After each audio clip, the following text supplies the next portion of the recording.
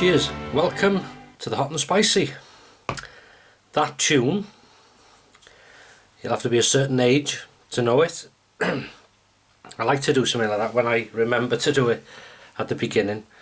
Which is a bit of fun. If somebody's wondering why do you use this bits of music and this, just a reminder, if you're sort of my sort of age, you remember these things off TV called indents, like the Granada, ATV, all that sort of stuff, and Thames Television.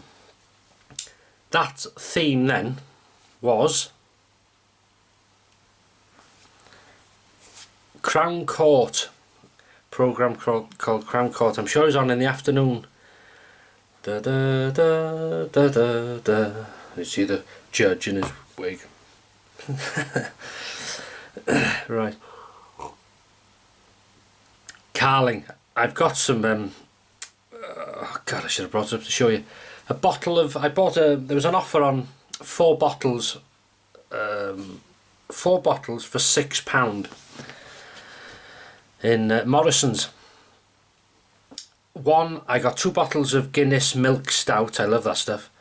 I bought a bottle of Double Dragon, which is a Welsh brewery. Beautiful drink that was. I've drunk that. And I've got a bottle of port. Is it port ale? Port amber ale, something like that, in a nice shaped bottle. And I haven't had that yet. Right.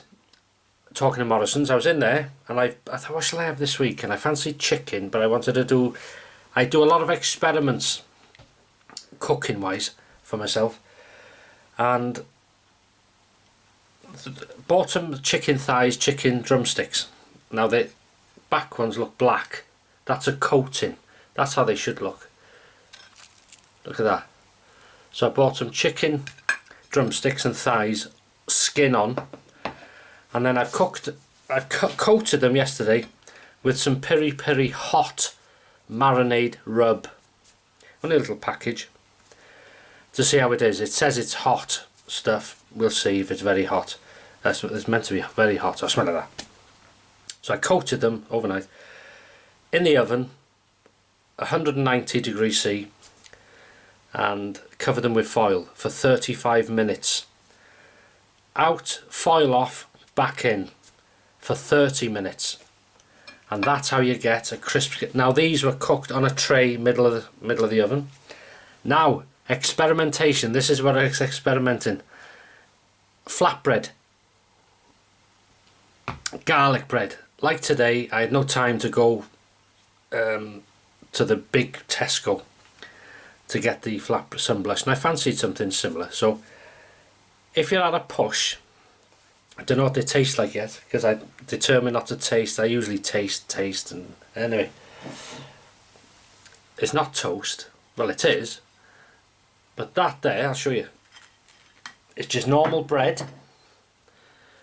And what I did was, I've made this, well, you can see that coat in there, is butter, 2 cloves of garlic, tomato puree and tomato ketchup, and a bit of sea salt in my little mini chopper, and made this paste. Now I buttered lightly this end on the 2 rounds, placed them in the hot tray in the top of the oven as the chicken was cooking with this coating on. So it should be not burnt and it should be crisp.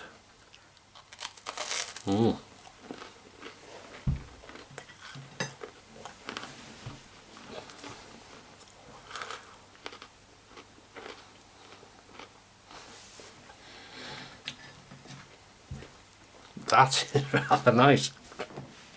So it's not it's delicate art to get it right.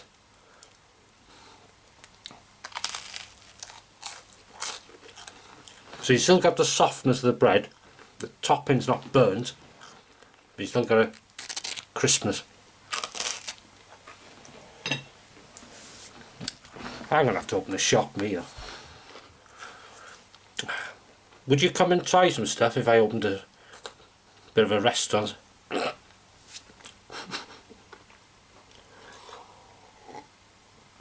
We could do hot and spicy from the you lot all in it. That'd be good, wouldn't it? Me cooking, get it all there, we all have it. Anyhow, never mind talking that. Homemade chicken. Let's see if this rub is any good. Here we go. Chicken's perfect. See if there's any heat.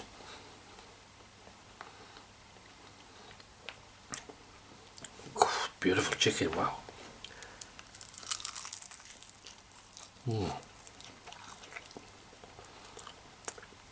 at that.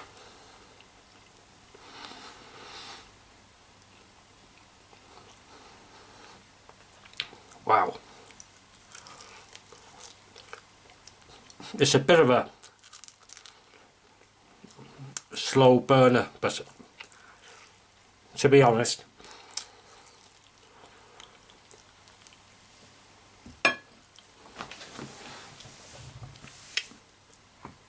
there's no heat. So, but the flavour's nice. It's a nice coating. So what I'm going to do, remember these sauces? Trappies. Now this mango one reminded me of the Texas barbecue vinegary type thing. So, oh yeah, this is going to be heaven, this. Let's try one of these. There's a good lot of coat in there. That's what that black is. Skin. Let's try some in there. You up to much this weekend? Are you chillaxing? Relaxing? Here we go. Let's see what this is like. There it is on there.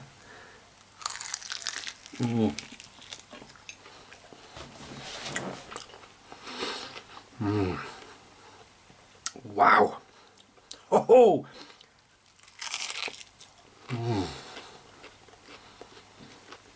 Moist inside, crispy on the outside.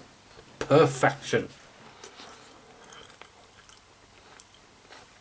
This is not a hot sauce.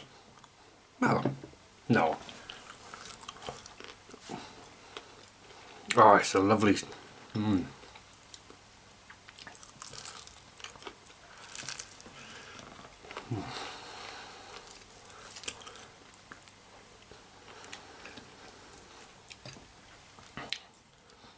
You haven't, are you in, out, shake it all about, or what?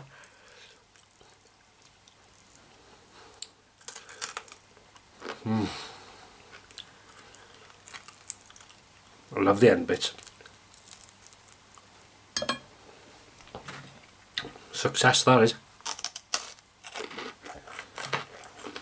So what my next thing will be, because it works, this is a trial.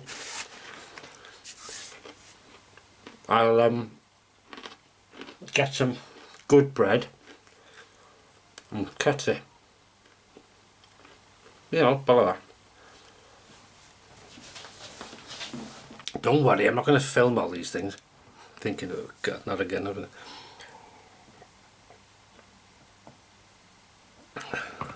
I had a request for the. I had a few requests actually for the Yorkshire puddings. And fair play, thanks. Oh, have you watched this channel? Yes, you do, because you watched that. I think you do. You said you were chuffed a bit. Thank you very much, and you know you're welcome. I said I'd do it. And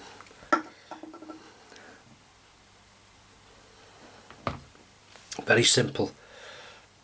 The thing with that is a mixing well, and the fact of the heat of the oven. Now pull the tray out, shut it, pour it in quick as you can, back in, leave it then for 30 minutes. This is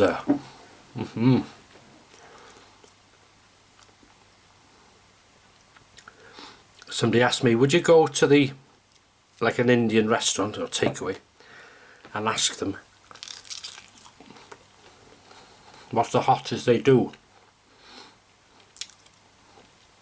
A fowl. Now, I've had vindaloo, And their vindaloo is as hot as a fowl you can buy in a jar, or hotter really, because their fowl,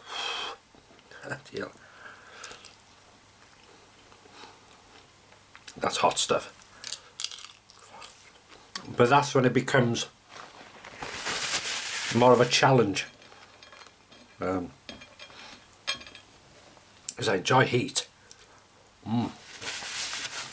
But I wouldn't enjoy their fowl, because it would just be so intense. You get no flavour. It starts to... What I find with my palate, my gob, is when I'm how can I put it, eating a curry, something hot, I love the heat burning, but I also like the taste what I'm eating, the chicken, whatever, the beef curry, lamb curry is my favourite.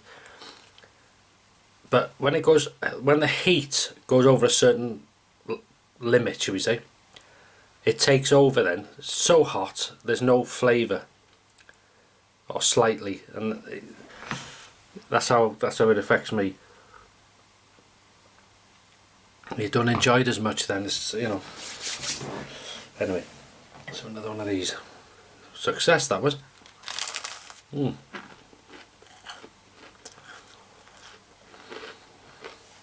My own Sunblushed. Hey, ready for another?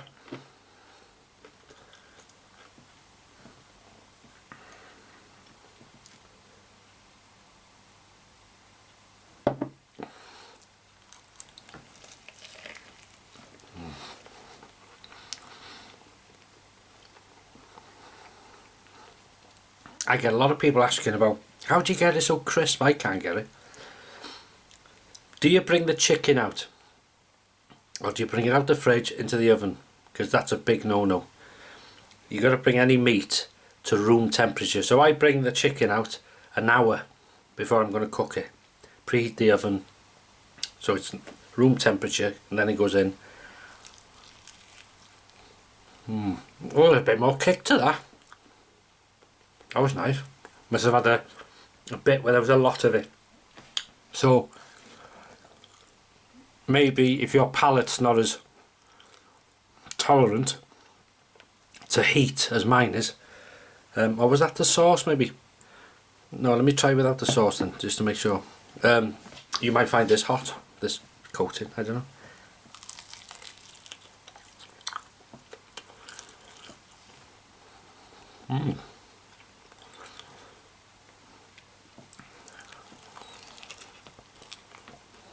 Oh, blimey, lovely.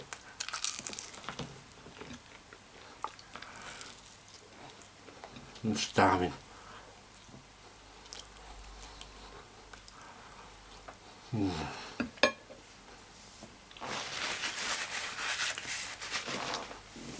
Wow.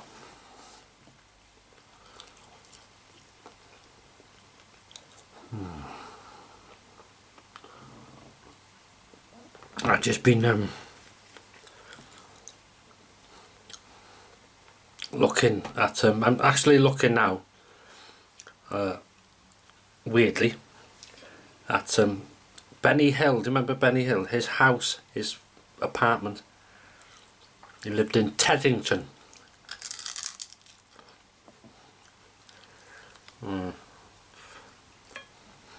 Died a lonely man.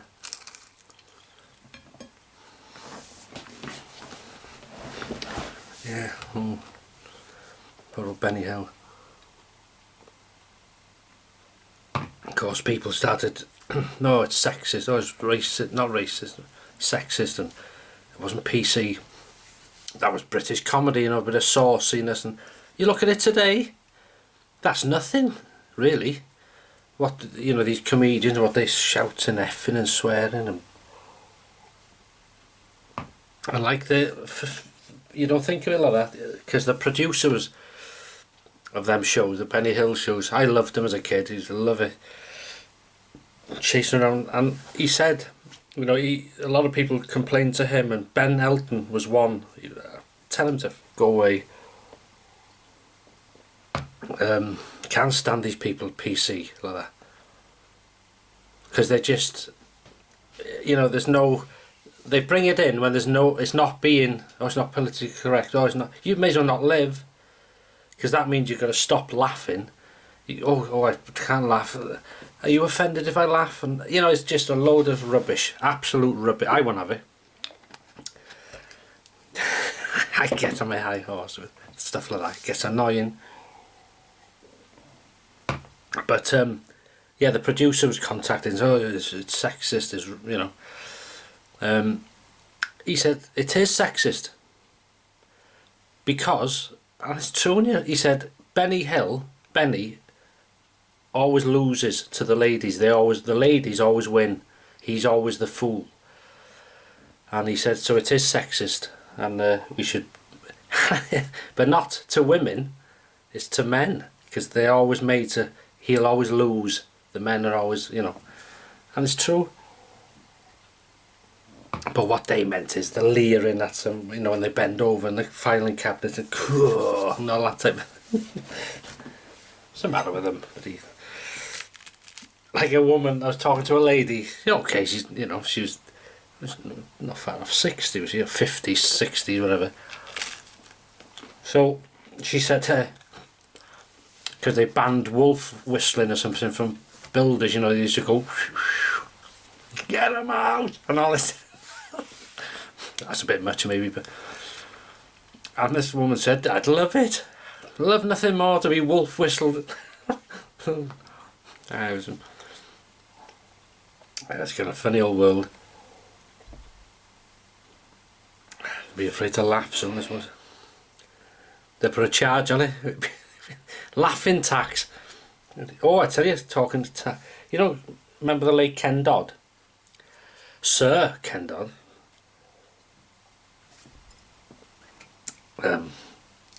Kenneth Arthur Dodd. Or Arthur. Oh, one way or the other. He left 27.5 million, and you know, when he died, 27.5 million, and he had to tax people in the end because he married his fiancée Anne Jones of many years. Married her just before he died, and that stopped her having to pay 11 million in death duties. Something, you know, good old Ken. He had the tax man again.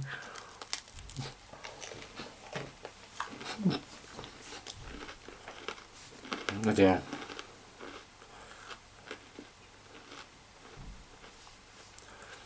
The old schools are gone, and they're the old timers. That's a fella who could make you laugh. You could take your kids to him. No swearing. Good old days. I met Ken Dodd. I went to one of his shows and I met him after, and he was like this. Oh, I'm tired. So I suppose after the hype of the show, he was coming down, and he always drove back to Notty Ash. Yeah. Thomas Lane.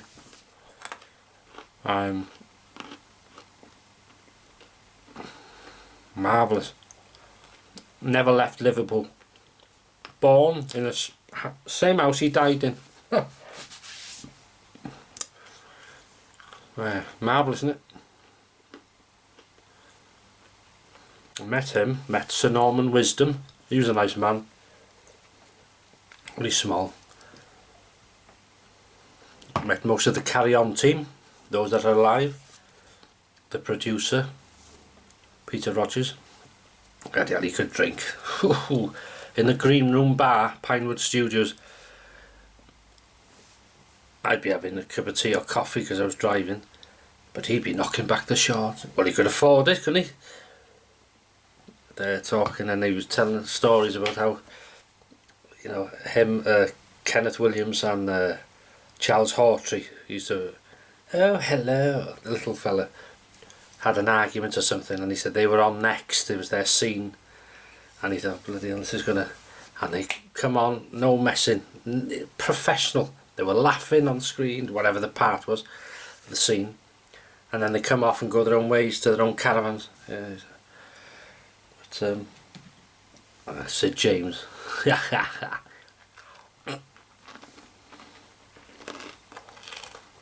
Now, that is a success, but I need to tweak it now on proper bread. That's how I like it. These were lovely. The chicken was superb. The marinade rub, not hot enough, there's no heat there really. There was one bit I had a bit of hope, but that went. But this helped, that was lovely stuff. Like a vinaigrette sauce, Texas style, but it says mango. I can't taste any mango in that.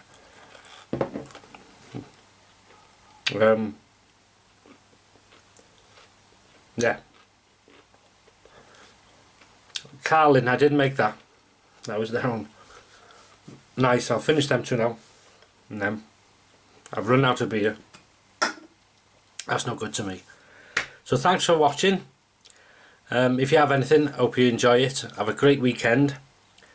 Sunday dinner, don't worry.